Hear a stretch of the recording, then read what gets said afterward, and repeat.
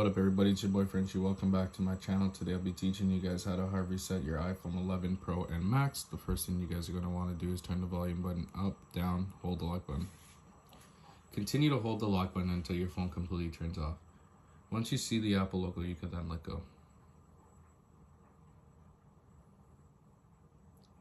Keep holding. Alright, now you can let go. If this video has helped you guys out, make sure you subscribe to the channel and drop a like on the video.